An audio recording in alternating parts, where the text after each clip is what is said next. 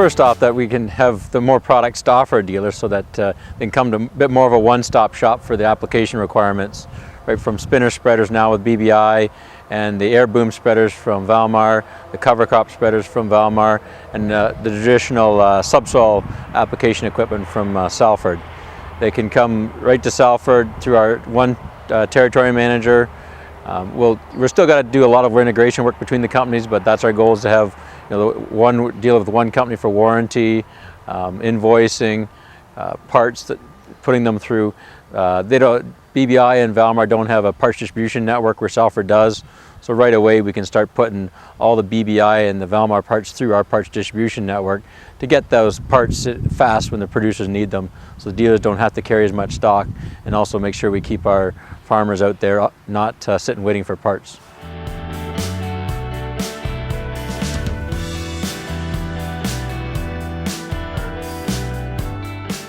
The strategy is to build a strong company.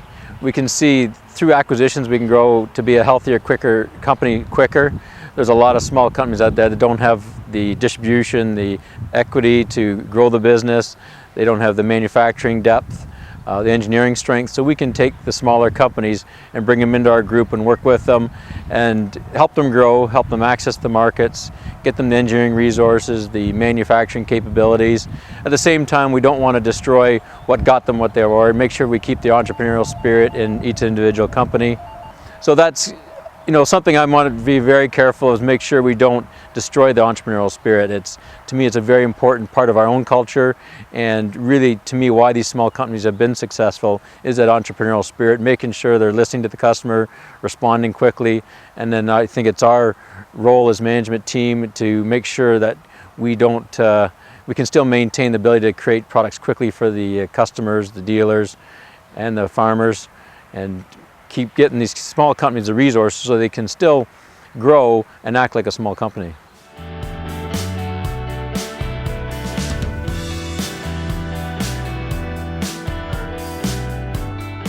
We've been constantly growing, and I don't think we should take a day off from growing. So, we're putting the plants in Iowa, we put a plant in Russia, we've been growing this operation here, and it's part of our culture is to grow and push the organization, push the management team, and now the right time is, especially with the market slowing, there's acquisitions out there that we can go after and create value.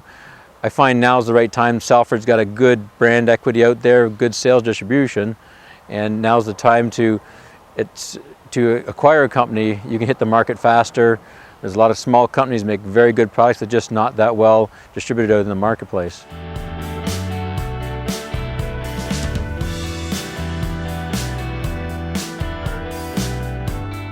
Really what we're looking for is, definitely you have to make sure the culture matches, looking for companies that have a good entrepreneurial culture.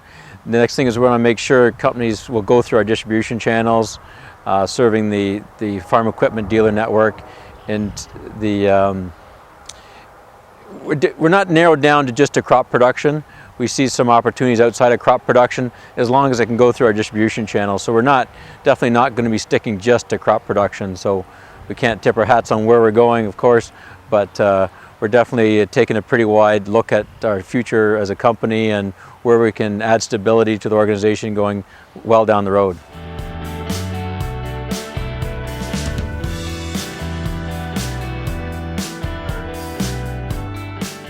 The ideal dealer is someone that's committed to the growth and looking at new ideas, not just someone that wants to sell out of a catalog. Salford's product is very innovative, so you have to be a little bit creative. You can't just give a customer a catalog. They have to be someone that's going to challenge, how can I make my produced farmer more efficient, what tools can I offer, and what is it there for Salford that can do. It's certainly we're looking for someone that likes to challenge the limits of an operation.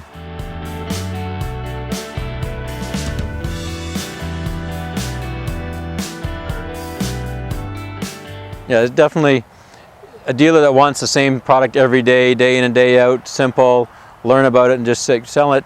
They're going to struggle with Salford because we're innovating all the time. They have to keep learning about Salford. The company that wants to innovate and be the dealer that got the new products, the newest technology, that's the ones that's good. It's a good match, cultural match for Salford. We find still you have to match cultures with your dealers as well. Otherwise it can be frustrating for them if we're bringing out new technology and they just want the same thing to sell every year.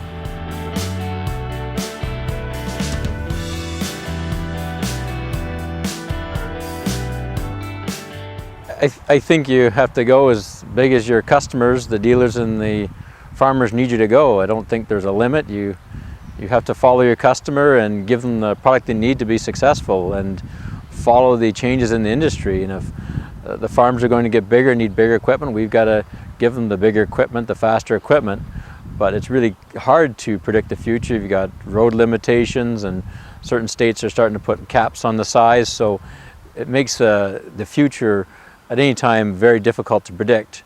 But I think the success of any company is be adaptive to the future and adapt to what comes at you, whether it's government requirements, whether it's environmental requirements, and do the best to what the customers need.